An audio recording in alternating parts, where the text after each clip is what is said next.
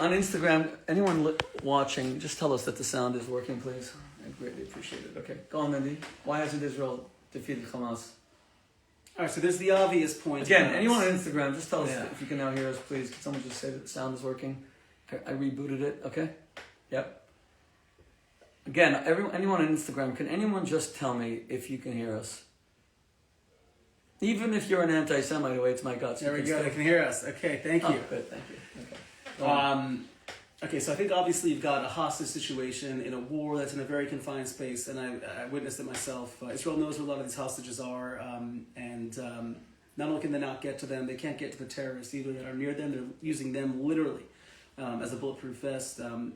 Incredible leverage. So Israel's not defeating Hamas because of the hostages? One of the reasons, but I think is that the principal reason? No, I don't think it's the principal reason. Okay. Because America, in 1979, couldn't do anything about Khomeini That's right. because there were 55 American hostages. Israel had 250 to begin with. That's right.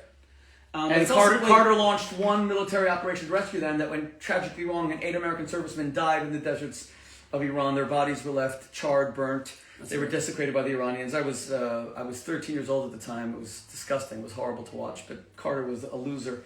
Weakest president we've ever had. It has to be bottom 3. Him, Warren G. Harding. He was like the worst of the worst. But Netanyahu's a strong prime minister, very strong prime minister. We have a very strong president. So why are we defeating Hamas?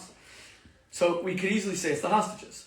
But you're saying it's not just the hostages. It's also the way the hostages are used. Whenever Israel is about to break the enemy, they dangle the hostages in front of the Israeli government and get a ceasefire, which breaks the momentum, demoralizes the troops. So you're saying that Israel's being manipulated? Yes, constantly manipulated. We've had, if it isn't an actual hostage deal, it's the opportunity for one that they're constantly hanging in front of us. And there have been a few times throughout this war where Israel was on the verge of really making a breakthrough, where Hamas was cornered and without water, like in the first Hudna. And in those exact moments, they step forth and say, we're going to let a few hostages go. Israel stops the war, retreats to the original battle lines, sends in a deluge of aid, and it's very hard to defeat an enemy when you're... they keep on supplying them. And this comes to the final point. I think this is above all else. Now, obviously, we don't want anyone that isn't a genocidal jihadi to not have water or food, but it's a fundamental principle of war that you control the supply lines of the enemy.